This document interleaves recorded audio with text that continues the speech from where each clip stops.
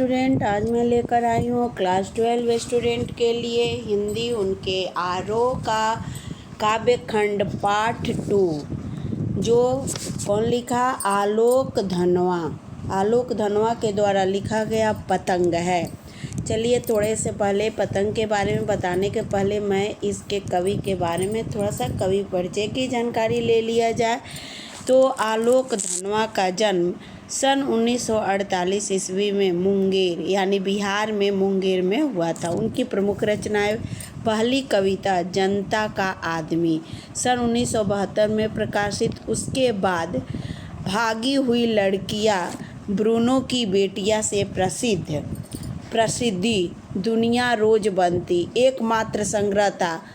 देखिए प्रमुख सम्मान कौन कौन सा मिला था, तो राहुल सम्मान, बिहार राष्ट्र भाषा परिषद का साहित्य सम्मान, बनारसी प्रसाद भोजपुरी सम्मान और पहल सम्मान। इसे क्या किया गया था? इनका प्रमुख सम्मान था। अब देखिए यहाँ नीचे आइए। 7वें 8वें दशक में कवि आलोक धनवा ने बहुत छोटी अवस्था में अपनी गुनी चुनी कविताओं से अपार लोकप्रियता अर्जित की। सन 1972-73 में प्रकाशित इनकी आरंभिक कविताएं हिंदी के अनेक गंभीर काव्य प्रेमियों को ज़बानी याद रही है। आलोचकों का तो मानना है कि उनकी कविताओं ने हिंदी कवियों और कविताओं को कितना प्रभावित किया, इसका मूल्यांकन अभी ठीक से हुआ नहीं है। इतनी व्यापक ख्याति के बावजूद या शायद उसी के वजह से बनी हुई अपेक्षाओं के दबाव के चलते आलोक धनवा ने कभी थोक भाव में लेखन यानी वो बहुत ज़्यादा रचनाएं नहीं की, कहने का मतलब बहुत कम रचना की।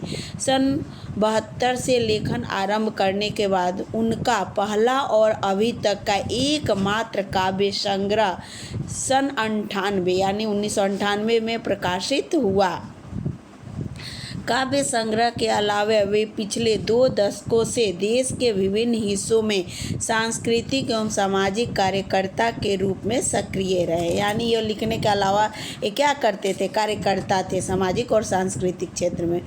उन्होंने जमशेदपुर में अध्ययन मंडलियों का संचालन किया और रंग कर्म तथा साहित्य पे कई राष्ट्रीय संस्थानों एवं विश्वविद्यालयों में अतिथि व्याख्याता के रूप में भागीदारी की। कौन? आलोक धनवा। चलिए अब आइए इस कविता का सार संक्षेप जो है पतंग है। तो देखिए क्या है, पाठ्य पुस्तक में ली गई कविता पतंग आलोक धनवा के एकमात्र संग्रह का हिस्सा है। किसी कविता के संग्रह का ये एक हिस्सा, एक अंश है। कौन? पतंग।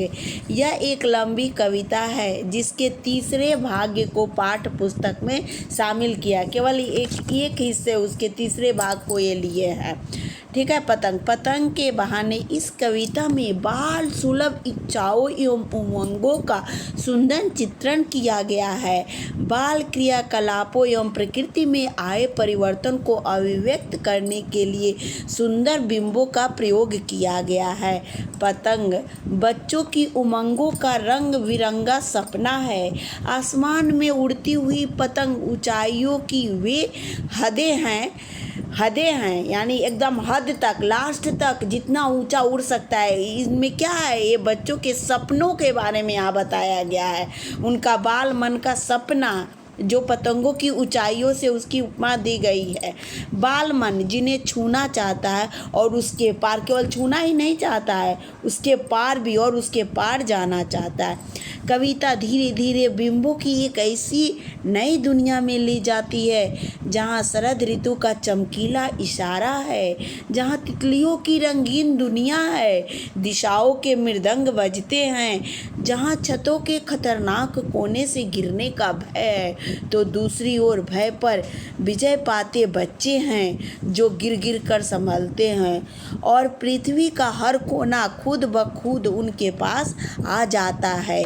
वे हर बार नई नई पतंगों को सबसे ऊंचा उड़ाने का हौसला लिए फिर भादों के बाद यानी अंधेरे, भादों की रात कैसी होती है? अंधेरी होती है। के बाद वे किसकी प्रतीक्षा करते हैं? शरद ऋतु का प्रतीक्षा करते हैं। क्या आप भी उनके साथ हैं? अब देखिए, अब यहाँ मैं कविता स्टार्ट करने जा रही हूँ। पतंग तो देखिए आप पतंग कविता स्टार्ट हो रहा है। क्या है, कह रहे हैं सबसे तेज बौछारे गई, भादो गया सवेरा हुआ।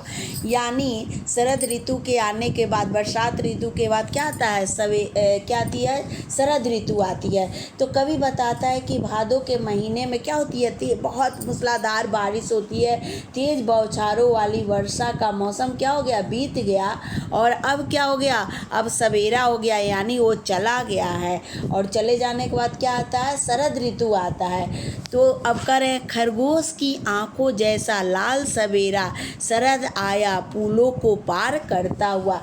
अब कह रहे हैं अब खरगोश की आंखों जैसा लाल सुंदर शरद ऋतु का सवेरा आ गया है। क्यों, क्योंकि भादों के महीने में तो क्या होती है, चारों तरफ आसमान में काली काली घटाएं छाई रहती है और बारिश की बौछारें होती रहती है। तो वो चला गया, अब सवेरा हो गया, यानी अब खरगोश की लाल आंखों जैसे क्या हो गया, शरद ऋतु आ गया, जो क्या है, फूलों को सवेरा, यानी सवेरा हो गया, यानी सुंदर शरद ऋतु का सवेरा हो गया।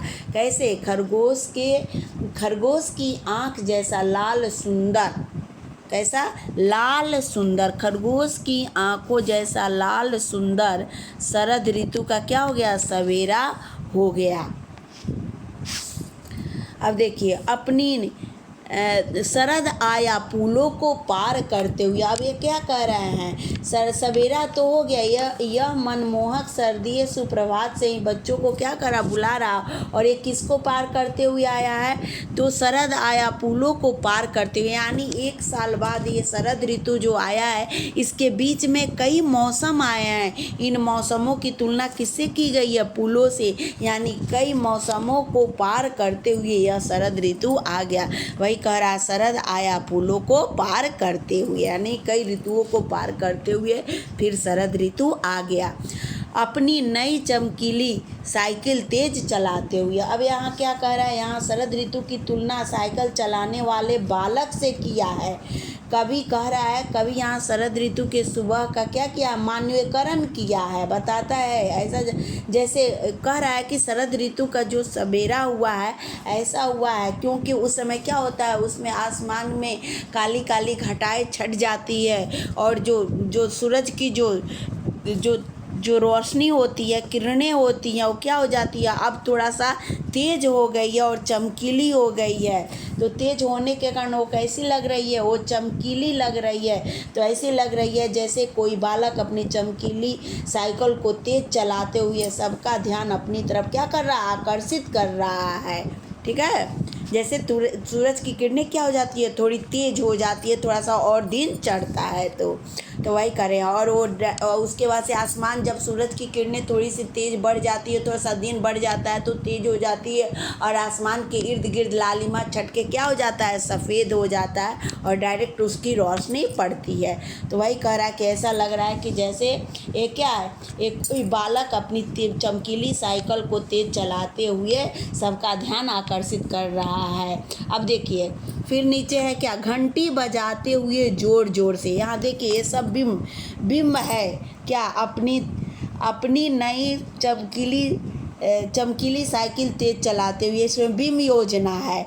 फिर खरगोश की आंखों जैसा लाल सवेरा, इसमें भी बिम्ब का मतलब है कि छाया, यानी उसकी प्रतीक योजना। ठीक है ना, शरद ऋतु आया फूलों को पार करते हुए, इसमें भी बिम्ब योजना है। अब देखिए घंटी बजाते हुए दृश्य बिंब योजना है, दृश्य बिंब योजना। और यहाँ देखिए घंटी बजाते हुए जोर जोर से। अब यहाँ क्या, श्रव्य, यानी ये सुनाई दे रहा है, तो यहाँ श्रव्य बिंब योजना है। घंटी बजाते हुए जोर जोर से। अब वो क्या कर रहा है, वो चमकीली साइकिल को चलाता है, हम उसकी घंटियों को बजाते हुए यह शरद ऋतु यह सुबह अपने चमकीले इशारों से क्या कर रहा है, सबको लुभा रहा। अब देखिए, यानी अब देखिए अपने चमकीले इशारों से क्या कर रहा है, घंटी को तेज बजाते हुए अपने चमकीले इशारों से क्या कर रहा है, सबको बुला रहा है। क्या कर रहा है, सबको बुला रहा है, सबका ध्यान क्या कर रहा है, आकर्षित कर रहा है। ठीक है, फिर कह रहा है कि पतंग उड़ाने वाले बच्चों के झुंड को, तो एक ही समूह को बुला रहा है, पतंग उड़ाने वाले बच्चों के झुंड को बुला रही है। यह जो सुबह हुई है चमकीली, वह अपने इशारों से, उस चमकीली इशारों से क्या कर रहा है, बच्चों के झुंड को बुला रही है। ठीक है, फिर कह रहा है चमकीली आकाश को इतना मुलायम बनाते हुए कि पतंग ऊपर उठ सके। अब आकाश को इतना कहने का मतलब कि भादों के बाद चारों तरफ बारिश होने के बाद क्या हो जाता है, आसमान स्वच्छ हो जाता है, साफ हो जाता है, एकदम मुलायम लगता है, कहीं भी कोई बादल या घटा नहीं दिखाई देती है।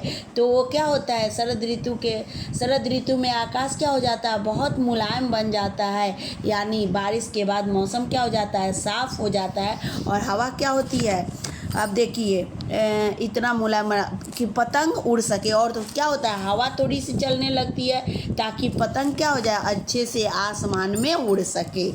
अब देखिए करा दुनिया की सबसे हल्की और रंगीन चीज़ उड़ सके। अब दुनिया की सबसे हल्की और रंगीन चीज़ का मतलब यहाँ का क्या हो गया, तो बच्चे सबसे हल्की और रंगीन, यानी जो पतंग होता है वो किसकी बनी होती है, कागज़ की बनी होती है और वो रंगीन बनी होती है। तो इसीलिए सबसे हल्की और रंगीन चीज़ क्या हो सके, उड़ सके, यानी उड़ने के लिए अनुकूल परिवेश निर्मित हो चुका है। अब बच्चे चाहते हैं कि दुनिया की सबसे पतले कागज़ और बाँस की पतली कमानी से आसमान में उड़ाना और जो स्वयं उड़ सके। अब देखिए दुनिया की सबसे पतला कागज़ उड़ सके, बाँस की सबसे पतली कमानी उड़ सके, क्योंकि पतंग में क्या होता है, बहुत पतले कागज़ की बनी होती है और बीच बीच में बाँस की क्या होती है, पतली पतली कमानी लगी रहती है। तो वही कह रहे हैं दुनिया की सबसे पतला कागज़ उड़ सके, मैंने यानी वातावरण उसके अनुकूल हो गया है, निर्मित हो गया है परिवेश, जिससे कि सबसे बच्चे चाहते हैं कि दुनिया की सबसे हल्की चीज़ यानी क्या है, वो कागज़, वो पतंग जो बाँस की पतली कमानी से है आसमान में उड़ाना चाहते हैं। इसके माध्यम से वे बच्चे क्या स्वयं उड़ना चाहते हैं, अपने सपनों को लेकर उड़ना चाहते हैं। यहाँ छिपा हुआ अर्थ यह है कि शुरू हो सके सीटियाँ किलकारियाँ और तितलियों की इतनी नाजुक दुनिया। अब क्या कर रहे हैं, जब बच्चे ये उड़ रहे हैं तो जब आसमान में उड़ाना चाहते हैं और इसके माध्यम से जब बच्चे खुद उड़ना चाहते हैं, खुद भी क्या उड़ना चाहते हैं, तो यहाँ पतंग के माध्यम से क्या है, उड़ सके। अब देखिए कि शुरू हो सके, जब वो उड़ने लगते हैं तो क्या होते हैं, बच्चे खुशी के मारे क्या करते हैं, उछलने लगते हैं, चिल्लाने लगते हैं। तो वही बच्चों की खुशियाँ किलकारियाँ क्या होती है, गूंजने लगती है। और तितलियों की इतनी नाजुक दुनिया। अब कह रहे पतंग जब उड़ सके शुरू में तो उमंग भरे किलकारियाँ और सीटियाँ के साथ ही क्या होती है, तितलियों की नाजुक दुनिया की शुरुआत की बात भी करता है कवि। वास्तव में ये सभी बच्चों का क्या होता है, मन कोमल होता है और उमंग भरी इच्छाएं होती हैं, इसीलिए तितलियों की इतनी नाजुक दुनिया यानी कोमल होता है और बहुत ही क्या होती है, उमंग और इच्छाओं भरी होता है। इसीलिए यहाँ कहा जा रहा है तितलियों की इतनी नाजुक दुनिया। बस दैट्स ऑल, मैं यहाँ ख़त्म कर रही हूँ। फिर मैं मिलती हूँ पार्ट 2 के साथ। तब तक इसके प्रत्येक पंक्ति के अर्थ को अच्छे से समझेंगे, पढ़ेंगे। That's all.